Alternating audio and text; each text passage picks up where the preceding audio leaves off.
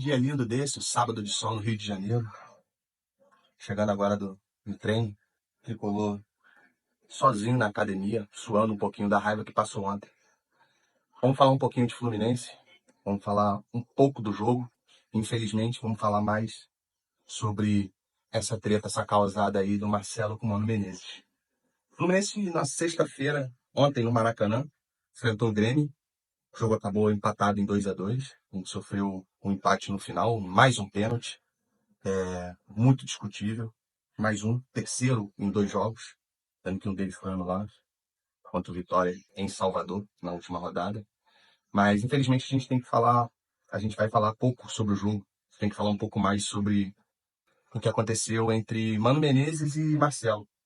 No final do jogo, o Marcelo foi chamado bem final mesmo, já nos últimos minutos, o Marcelo foi chamado para aquecer, porque ele ia entrar, porque o Barbosa, o lateral esquerdo, estava cansado, e ele foi chamado pelo Mano, cara de poucos amigos, aqueceu, tirou o colete e chegou à beira do campo para receber as instruções.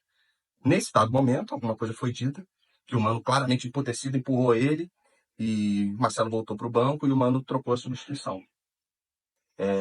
Infelizmente, depois o Fluminense acabou sofrendo empate, e as coisas começaram a repercutir muito, de ontem para hoje, e hoje já estava se noticiando mais cedo que o Fluminense estava discutindo de maneira amigável a decisão do Marcelo, e isso realmente veio acontecer. E antes de falar sobre o fato, né, sobre essa discussão, é importante lembrar que o Mano, quando chegou alguns meses atrás, desde que ele chegou, a postura dele sempre foi de falar que o Marcelo não ia jogar com ele de lateral e que ele seria eventualmente aproveitado como meia. Então já tirou o Marcelo meio que de opção. Estava claro que com ele o Marcelo não ia jogar e realmente isso aconteceu. Teve algumas poucas oportunidades para jogar pelo meio, que não é a dele, não produziu bem, e algumas outras oportunidades mais emergenciais por não ter opção nenhuma. O Marcelo acabou jogando uma lateral com o Mano. Somado a isso, 2011 ou 12, não, acho que 2011, teve também, está sendo pouco falado, não vi muita notícia sobre isso, o Mano, ainda na seleção, afastou o Marcelo, supostamente por postura.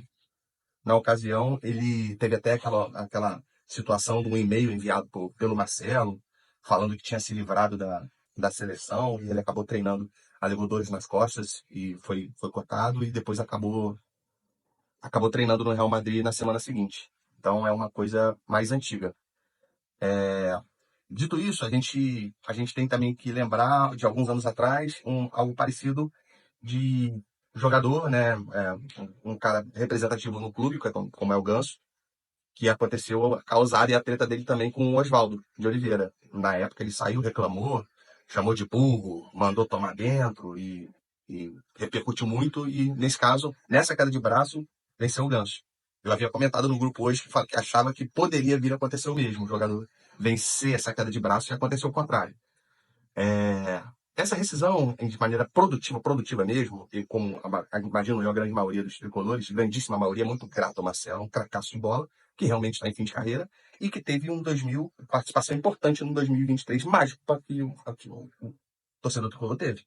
Na virada do título carioca, quando meteu 4 no Flamengo, no segundo jogo, inclusive com o primeiro partidaço do Marcelo, e a campanha da Libertadores, que apesar de não ter sido o grande destaque, ele era titular e teve a sua importância sem dúvida nenhuma.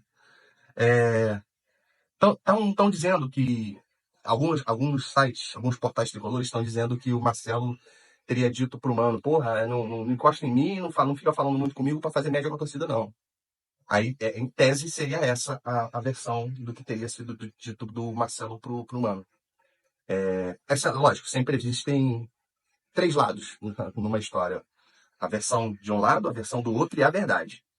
Mas, independente de qual seja ela, eu acho o Mano Menezes, também falamos no grupo sobre isso hoje, né? Ele falou, porra, você acha que o Mano Menezes é um treinador covarde? Acho. Para mim, ele é um treinador covarde no que ele se propõe a apresentar de futebol. Para mim é covarde. Ele entra contra qualquer um como se estivesse entrando para jogar contra o Bayern de Munique, contra o Manchester City. É uma opção muito covarde. Ah, porra, ele tem infinitamente melhor campanha do que o Diniz esse ano. Tem, é verdade. E também é verdade que ele é covarde. Eu não gosto.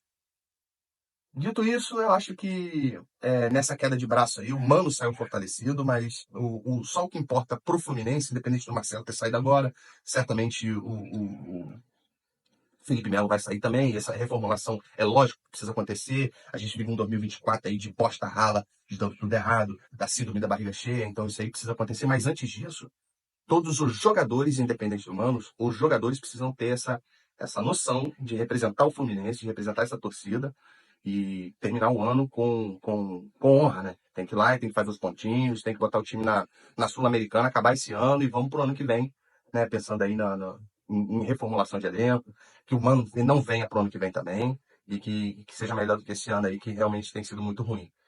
Porra, aí Marcelo versus Mano. Fala, pô, cara, eu não vejo ninguém ganhando, ninguém perdendo nisso aí, não. Quer dizer, vejo.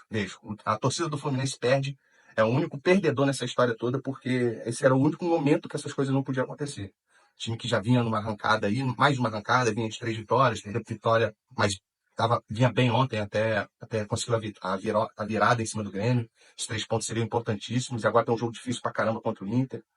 Então, acho que tem que ter todo mundo profissional e todo mundo ser sujeito homem, honrar aquela porra daquela camisa e buscar esse fim de ano honroso aí em relação ao Marcelo e ao Mano, mais uma vez, quem perde é o Fluminense.